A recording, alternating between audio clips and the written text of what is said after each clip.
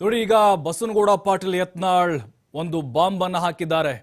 ಇದು ಎಲ್ಲಿ ಹೋಗಿ ಸಿಡಿಯುತ್ತೋ ಗೊತ್ತಿಲ್ಲ, ಆಲ್ರೆಡಿ ಸಿಡಿಸಿದ್ದಾರೆ. ಪೆನ್ಡ್ರೈವ್ ಹಂಚಿಕೆ ಮಾಡಿದಂಥ ಒಂದು ಗಂಭೀರ ಆರೋಪವನ್ನು ಮಾಡಿದ್ದಾರೆ. ಸ್ವಪಕ್ಷದ ವಿರುದ್ಧ ಮತ್ತೆ ವಾಗ್ದಾಳಿ ನಡೆಸಿದ್ದಾರೆ. ಪೆನ್ಡ್ರೈವ್ ಹಂಚಿದ್ದರೆ ಬಿಜೆಪಿ ರಾಜ್ಯಾಧ್ಯಕ್ಷ ವಿಜಯೇಂದ್ರ ಡೈರೆಕ್ಷನ್ ಮೇಲೆ ಮೈತ್ರಿ ನಾಯಕರ ಪಾದಯಾತ್ರೆ ವಿಚಾರಕ್ಕೆ ಯತ್ನಾಳ್ ಗುಡುಗಿದ್ದಾರೆ. ನೋಡಿ, ಮೊದಲು ವಿಜಯೇಂದ್ರ ಅವರು ಭ್ರಷ್ಟಾಚಾರ ಹೊರಗೆ ಬರಬೇಕು, ಪ್ರಧಾನಿ ಮೋದಿ ಅವರು ಈ ವಿಚಾರವಾಗಿ ಗಮನ ಹರಿಸಬೇಕು ಅಂತೇಳಿ ಯತ್ನಾಳ್ ಹೇಳಿದ್ದಾರೆ. ನೋಡಿ, ಯತ್ನಾಳ್ ಹೊಸದಾಗೇನೋ ವಿಜಯೇಂದ್ರ ಆ್ಯಂಡ್ ಫ್ಯಾಮಿಲಿ ವಿರುದ್ಧ ಹರಿಹಾಯ್ದೋದು ಇದು ಮೊದಲೇನಲ್ಲ, ನಿರಂತರವಾಗಿ ಹರಿಹಾಯ್ತಾ ಬರ್ತಾ ಇದ್ದಾರೆ. ಆದರೆ ವಿಚಾರ ಅದಲ್ಲ. ಇಲ್ಲಿವರೆಗೂ ಭ್ರಷ್ಟಾಚಾರ ಆರೋಪವನ್ನು ಮಾಡ್ತಾ ಇದ್ರು ಯಡಿಯೂರಪ್ಪ ಆ್ಯಂಡ್ ಸನ್ಸ್ ವಿರುದ್ಧ. ಆದರೆ ಈಗ ಪೆನ್ಡ್ರೈವ್ ಹಂಚಿದ್ದಂಥ ಆರೋಪ. CD ಫ್ಯಾಕ್ಟ್ರಿ ಇದೆ ವಿಜಯೇಂದ್ರ ಅವ್ರದು, CD ಹಂಚಿದ್ದೆ ಇವರು, ಅವ್ರ ಶಿಷ್ಯ ಅಂದರೆ ಚೇಲಾಗಳು. ಈ ರೀತಿಯಾಗಿ ಸದ್ಯದ ರಾಜಕೀಯ ಬೆಳವಣಿಗೆ ನೋಡ್ತಾ ಇದೀವಿ, ಯಾವ ರೀತಿ ಪಾದಯಾತ್ರೆ ಪಾಲಿಟಿಕ್ಸ್ ನಡೀತಾ ಇದೆ ಅಂತೇಳಿ. ಅದರ ಮಧ್ಯೆನೇ ಯತ್ನಾಳ್ ಸಿಡಿಸಿರುವಂಥ ಈ ಬಾಂಬ್ ಇದೆಯಲ್ವಾ, ಇದು ಯಾವ ರೀತಿ ಇದು BJPಯವರಿಗೆ ಮುಜುಗರ ಖಂಡಿತವಾಗ್ಲೂ ತರುತ್ತೆ.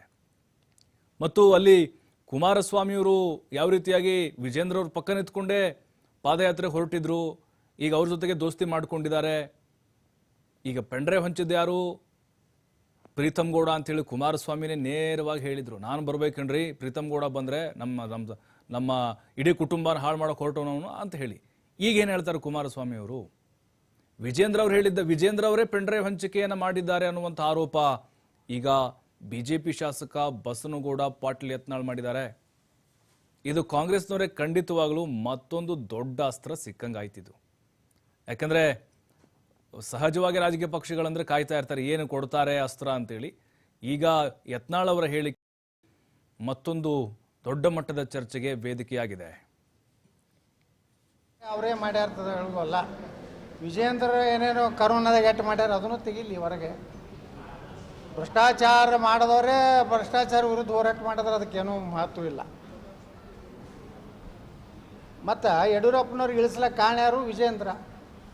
ಯಾವುದಕ್ಕೆ ಬಂದರೆ ಭ್ರಷ್ಟಾಚಾರ ಮಾಡಿದರು ವಿಜೇಂದ್ರ, ಎಲ್ಲ ಹಸ್ತಕ್ಷೇಪ ಮಾಡ್ಯಾನ.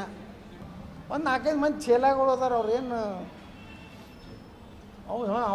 ಅವರು ಅವಪ್ಪ ಅದಲ್ಲ, ಅವ ಹಾಸನದವ ಇದ್ದಲ್ಲ, ಅವ ಒಂದೇ 10 ಎಟ್ಟು ಓಟ್ಕಿಂತ ಕಡಿಮೆ ಆದ್ರೆ ಮತ್ತೊಮ್ಮೆ MLA ಬೀಸಾಕಿ ಮತ್ತೊಮ್ಮೆ ಅವ್ನು ಲಗಾನೆ ಹೊಡೆದೋದವ ಹಾಸನದಾಗ.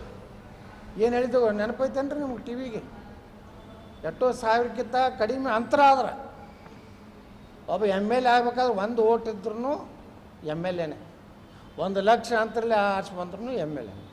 ಅವ ಏನು ಹೇಳ್ದ ಆ ಪುಣ್ಯಾತ್ಮ, 1 ಲಕ್ಷ ಪೆನ್ ಡ್ರೈವ್ ಆನ್ಲೈನ್ದಾಗ ತರಿಸಿ ಆ ಕುಟುಂಬದ ಎಲ್ಲ ಮನೆ ಪೇಪರ್ದಾಗ ಹಾಕಿ ಕಳಿಸ್ಯಾರ.